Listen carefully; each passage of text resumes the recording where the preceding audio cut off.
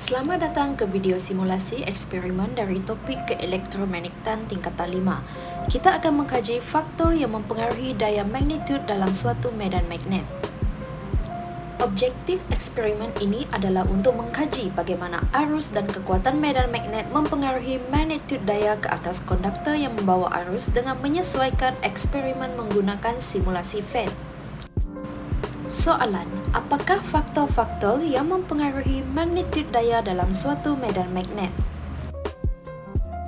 Dalam eksperimen ini, kita akan mengkaji dua faktor, iaitu faktor arus dan faktor kesan kekuatan medan magnet. Oleh itu, eksperimen ini akan mengandungi dua bahagian, iaitu bahagian A untuk mengkaji faktor arus ke atas magnetud daya dan bahagian B yang akan mengkaji faktor kesan kekuatan medan magnet terhadap magnetud daya dalam suatu medan magnetik. Di bahagian A, kita akan mengkaji faktor arus ke atas magnetud daya. Untuk simulasi makna bagi eksperimen ini, kita akan menggunakan perisian simulasi FET. Set simulasi Circuit Construction Kit AC akan digunakan pakai.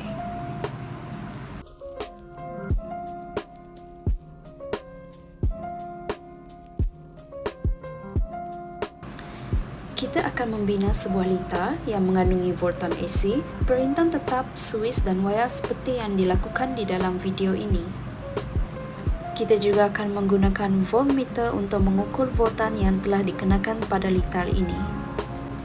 Secara amnya, bila kita lihat pada litar ini, apabila voltan ditinggikan, arus yang berada pada litar bergerak lebih laju.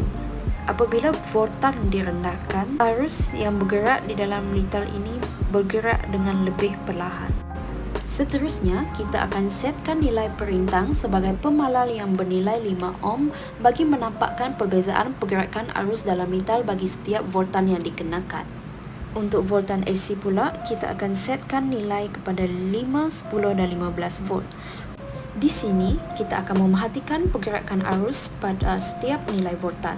Untuk 5 volt, pergerakan arus dalam litar adalah perlahan. Kita tambahkan nilai voltan kepada 10 volt, pergerakan arus berubah sedikit laju dari 5 volt. Bila disetkan kepada 15 volt, pergerakan arus bergerak dengan lebih laju dari 10 volt. Bila nilai voltan terus ditingkatkan, pergerakan arus dalam litar juga semakin laju. Untuk eksperimen ini, kita memperolehi data seperti di dalam jadual. Apabila nilai voltan ditambah, arus juga bertambah, serta ini memberi indikator bahawa magnetud daya juga bertambah dalam suatu medan magnetik.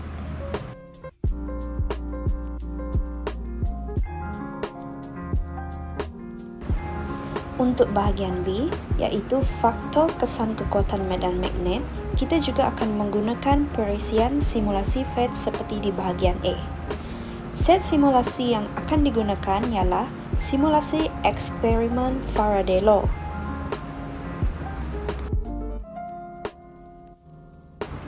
Dalam simulasi ini, kita akan menggunakan dua jenis gelungan, iaitu gelungan 2 putaran dan gelungan 4 putaran. Di sini, bila kita memasukkan bar magnet ke dalam gelungan 2 putaran, arah pesongan jarum bergerak sedikit sahaja pada alat indikator voltan.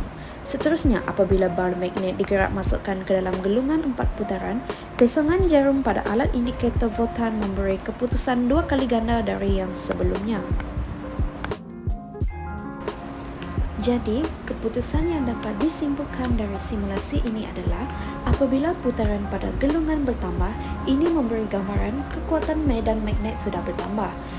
Putaran pada gelungan 2 putaran memberikan voltan yang rendah, manakala putaran pada gelungan 4 putaran memberikan voltan yang tinggi.